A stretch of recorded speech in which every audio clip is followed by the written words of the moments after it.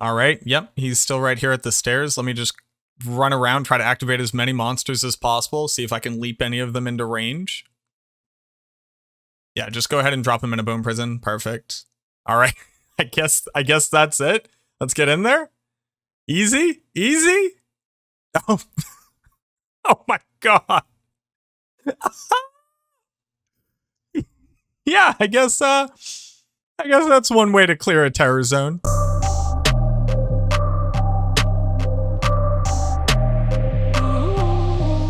What you just saw is the end result of pulling every single monster within range from the Frigid Highlands and the bloody Foothills all the way down to Shenk's platform. For people who don't know, when you kill Shenk, those catapult projectiles that come raining down will actually kill every monster on the screen. And while you won't get experience for killing them and it doesn't take into account your magic find, it's a really easy way to kill a ton of extra monsters without actually having to be able to deal with their immunities, their resistances, or anything like that. And every monster on screen will die regardless of player settings and regardless of any other buffs that they might have. With patch 2.5 bringing terror zones into the game, one of the more interesting things that happens is that when a monster is brought into a terror zone that isn't normally terrorized, as long as you leave the screen and come back, they will actually change their monster level. That means that they have an upgraded treasure class, will give additional experience, etc., etc. Now, the funny part is that the Bloody Foothills can become terrorized. And since the Bloody Foothills can become terrorized, that means that every monster that's being killed on screen around Shenk could be anywhere between level 96 to 99, depending on your character level. And that got me and BT to thinking,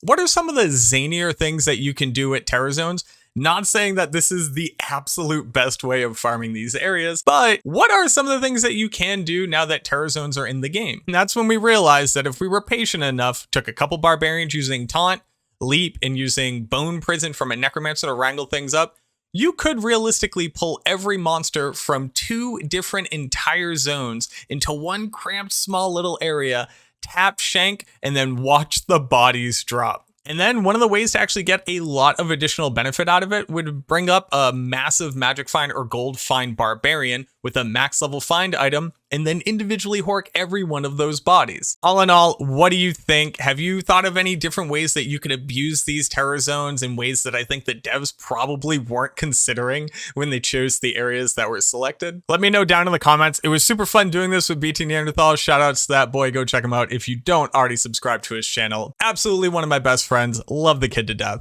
And let me know what you think are some of the fun ways that we can try and look at terror zones moving forward and the crazy things that you can do with them. Thank you so much for watching this video, and I look forward to seeing you in the next one.